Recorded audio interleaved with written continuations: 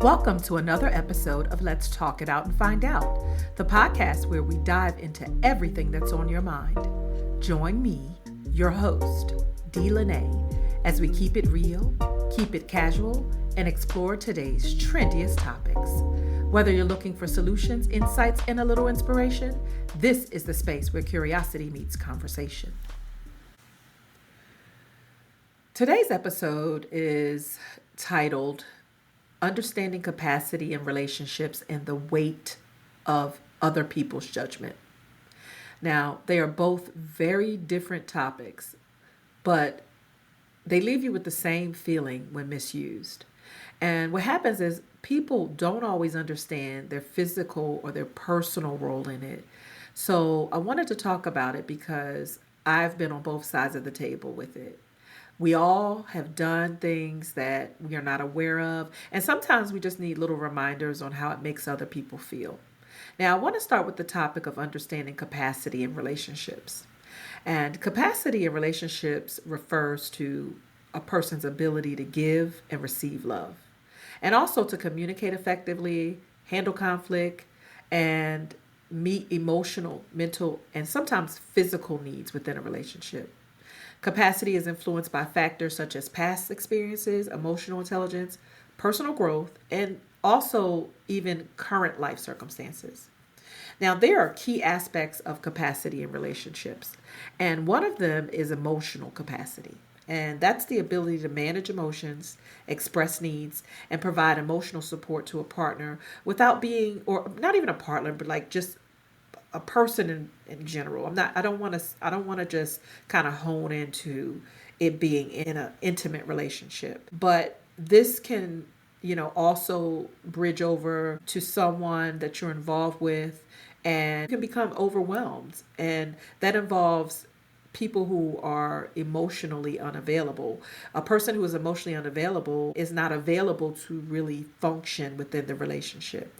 And I think some people know they don't have the capacity, but they get lonely and then they take their best shot at the relationship without realizing how it may impact that other person. This can be dangerous because if you're struggling with your emotions, you can easily trigger someone who has been dealing with their own emotional capacity, right? And two people who do not have the capacity to emote or express emotions can cause trauma within each other's lives. This can cause them to trauma bond. And we'll get into future discussions about trauma bonding because it's a whole topic of its own.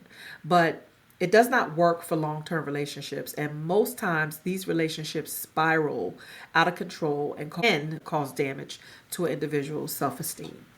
Now, another form or aspect of the capacity within relationships is mental capacity.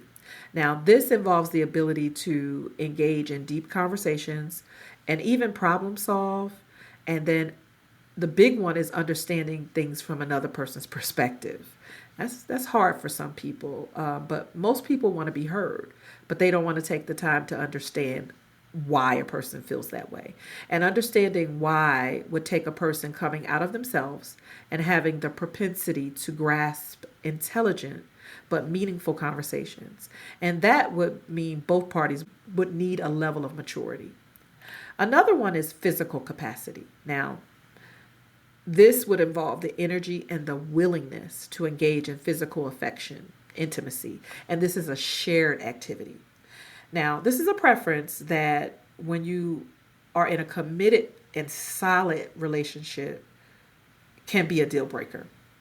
Physical affection has its own place in relationships, but it's not something that always fixes the problems within a relationship. Another one is time capacity. That's the ability to prioritize and invest time in the relationships outside of our own personal life responsibilities or our own life responsibilities. Now, this can be compared to love languages because some people thrive off time, and this affects how they view the strength of a relationship. Now, let's clarify what that this does and does not apply to. This does not only apply to romantic relationships, as it's a big part of ensuring that our relationships is not based on just the relationship, but the amount of time you spend getting to know each other, as time is a big factor in seeing how people handle things. When someone is not dedicating a certain amount of time to things, it shows the level of importance they put on it. Another is capacity for growth. Now, this is a tricky one because everybody grows at different levels, but they have to have a willingness to learn about the other person that will help them evolve in the relationship and adapt to the relationship. But this is not just on a relationship. This is not just based on relationship. It's the growth individually and also relationship togetherness, right? Or being together. So you're focusing on your individual growth and the growth that you have or you're building on as a couple. All I can say about that is that it takes effort from both sides for any relationship to work. Now, people have different capacities at different times in life, and a relationship's success often depends on whether both capacities align or if they can navigate differences with understanding and compromise. And knowing if someone has the capacity for you in a relationship requires paying attention to their emotional, mental, and practical ability, right?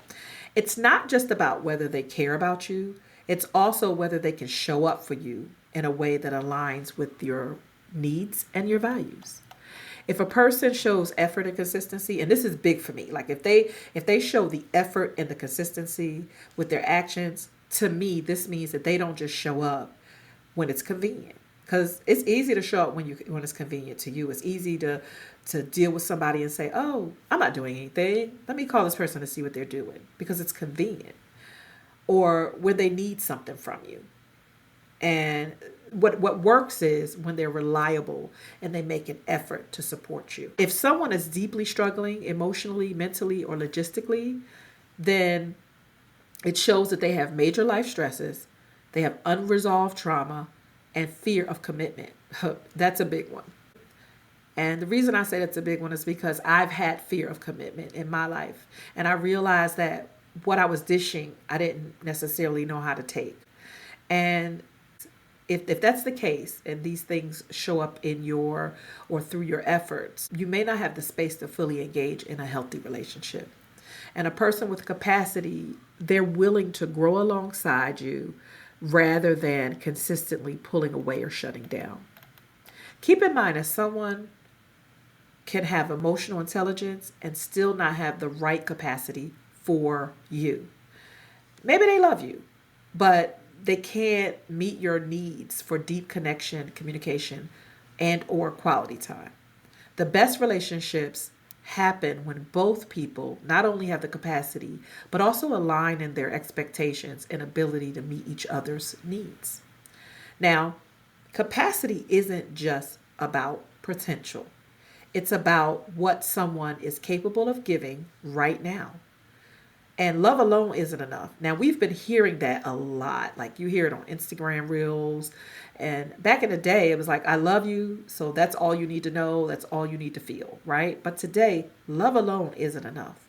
Both partners need to have the bandwidth to show up, to grow, and to sustain the connection. That's what makes it work. If someone wants to be with you, but doesn't have the capacity, it often leads to frustration, unmet needs, and emotional exhaustion. And it also leads to disappointment and getting your feelings hurt. So personally, I understand a person not having the capacity to have personal relationships, as I have been met with this in a couple of ways. One way was when I had a relationship with someone and they spent time with me and they made me feel like they liked me and they appreciated me. However, they were not consistent. And since quality time and words of affirmation are my love languages, I noticed it off the rip. I questioned their intention, and they were at the time unable to articulate what that was, which was quite a disappointment. And this caused me to act out. And at that time, I didn't have the emotional intelligence to ask the right questions or even walk away from it. I spiraled out of control, which caused me to internalize my emotions, which wasn't good, right? It didn't help the situation. You see, when one person in the relationship is not sure of how they want to proceed, it presents a lack of clarity, which in turn shows you a person's capacity for you. Now, had I at the time possessed emotional intelligence, I would have been able to do what was best for me. Now, eventually, I asked the right questions, and the person came clean by professing they did not have the capacity for me. And was my feelings hurt? Yeah, it was, because what I heard was that they didn't like me. And what we don't need to do is get that confused with the idea that that person doesn't like you, or even in some cases love you. They just don't have the capacity at that time, or they didn't have the capacity at that time to meet your needs. Now, let's be clear that this could have meant one of two things. Either they just did not have the capacity, but not knowing is one thing, but not wanting to have the capacity is another thing. Either way, them saying directly to me that they didn't have the capacity for me gave me the clarity and the relief I needed to move on. Now, when a person knows they don't have the capacity but still tries to deal with you on a certain level, then this can simply be identified as selfishness and a lack of maturity. And this is when you must have the emotional intelligence to walk away from that situation. Trust me, you will be much better for it. The next area that I want to talk about is judgment. Now, whether you're receiving it or passing it, it carries a weight that can be difficult to define, but impossible to ignore. Being judged can feel like standing under a microscope, and every flaw is magnified. Every misstep is recorded. It invokes shame, defensiveness, and it can even make you feel as if you're not important. That just depends on how we see ourselves in the eyes of others. And sometimes judgment stings because it confirms our own fears. Other times it engages us because it distorts what we feel about ourselves or what we believe about ourselves. On the other hand, passing judgment can feel empowering, or it can be a way for people to assert control or reinforce our own values. And it can also feel hollow, especially when we realize that our perceptions are shaped by our own biases and experiences. Judgment usually comes or arises from comparison, and comparison is a tricky thing. It can inspire growth and breed resentment. Now, usually when you think about this, we think about it from a negative perspective, but it can easily just be admiration that fuels it.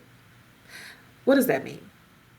It means I'm just trying to find something positive in that statement. But let's just keep it real. Most times it's usually aligned with people throwing shade because they can. It's simple as that, because they can. No rhyme, no rhythm, just shade, which causes people to have complexes that sometimes never go away. Do you really want to be responsible for such negative projections on others? Maybe not. At its best, judgment can be a form of discernment, helping us navigate the world with wisdom. At its worst, it can be a weapon, reducing complex human experiences into simple labels. Now, whether we are giving it or receiving it, judgment is rarely neutral. It always carries an emotional undercurrent, shaping how we see ourselves and others for that matter. Now, judgment can come in many forms, some subtle, some overt. Some examples of that is a silent critic. An example is someone that raises an eyebrow when you share your opinion. Now, they don't offer any words, but make their disapproval through their body language. Another is the backhanded complimenter. And that's usually a colleague, but that not necessarily a colleague, but it could be someone who might say something like, wow, I didn't expect you to pull that off. And what that implies is that they're surprised that you were capable of doing it, which is really crazy.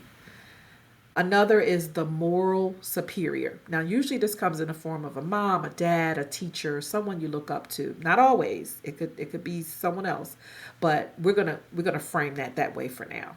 And they could say something like, I could never do that. I just have higher standards for myself. Now, the one comment that someone says that really gets under my skin is when they say, "You're better than me." Because to me, that implies that you are not only making a bad choice, but a choice that doesn't meet someone else's standards, which is a slap in the face as well. Another is the social gatekeeper. And this is usually a group of people who are having a conversation or have a side joke that you're usually not involved in, right? And it's something you don't understand because it hasn't been shared with you. You didn't get the memo. And it's subtle, but it signals that you don't belong. Another one that really is a big one for me, and it's the passive aggressive observer. And this is usually a family member. Doesn't always have to be a family member, but it is usually a family member. And they'll comment something like, "Are you really going to wear that?" Because they're too comfortable, right, with you. It's got to be somebody that's comfortable. It could be a friend, a family member, just somebody close to you. And it makes you second guess yourself or your choice of, your choices, what you're wearing. And this hits close to home because my daughter, she's an artist. So her sense of style is a lot different than what I would wear. And I would make comments about what she would wear. And I would say, basically, are you going to wear that? And as I look at it now, it was very judgmental because I felt like what she was wearing directly affected how people saw me. And that just didn't make sense. Well, she shared with me how it affected her self-esteem. And she mentioned that what I thought of her impacted how she felt about herself, which was a form of judgment. And she also indicated how it made her feel a sense of self-loathing. Can you imagine how negatively commenting on how she chose to display her self-expression through what she wore made her feel? And it made me feel even worse once she told me. Now she also shared that it sent her through a depression, right? I had no idea that one statement could make her feel like that way. Like this was huge, right? But she did at least talk to me about it. And I was sad about it when I found out because I was responsible for making her feel that way. And although I didn't mean to do it, it showed that I was being judgmental without any regard to how it affected her emotional well-being. Now, I've been made to feel that way and more often than not in my lifetime. So I corrected the behavior immediately because I can definitely relate to that feeling. Although I was not aware of how I made her feel until she told me, I feel like most people or some people that I've come in contact are aware of how they make people feel or me have made me feel. And sometimes they use judgment to initially make you feel underappreciated. And I realize I never want to make somebody feel that way, as I know how that has felt. And today, still today, from time to time, I still know how it impacts me in my life. I'm mature now, and it allows me to ignore people's shameless judgment of me, as I know it's just their opinion of me and not what I feel about myself. And most times, it's not from a good place when people are talking to you or dealing with you that way. But I certainly don't want to be that girl who displays that type of behavior. Now, another form of judgment is the unsolicited advisor. And this is usually someone that doesn't really know you. You can kind of categorize them as a stranger or just an acquaintance, right? And they offer their unasked advice about your life or your career or anything, your appearance. And they assume they know better about you. This bothers me because most people in this category do not have a backstory on you. So I don't feel they are exactly qualified to weigh in on your life's journey. Now, it's okay for people to relate to something you're saying, or they can have similar stories that they want to share. I'm open to that. But making comments on what they think you should or should not do is a little premature. To close out my statement on judgment, judgment can be direct, it can be indirect, it can be spoken, unspoken, but it often leaves you feeling scrutinized, misunderstood, or just simply not enough. So we as individuals need to do a little better at making sure we are upbuilding each other through our words. Societally, this makes for better people and better communities. Thank you for tuning in to Let's Talk It Out and Find Out. We appreciate you spending your time with us. Be sure to subscribe by hitting the follow button or wherever you listen to podcasts so you never miss an episode. We'll be back next week with more great content. See you then.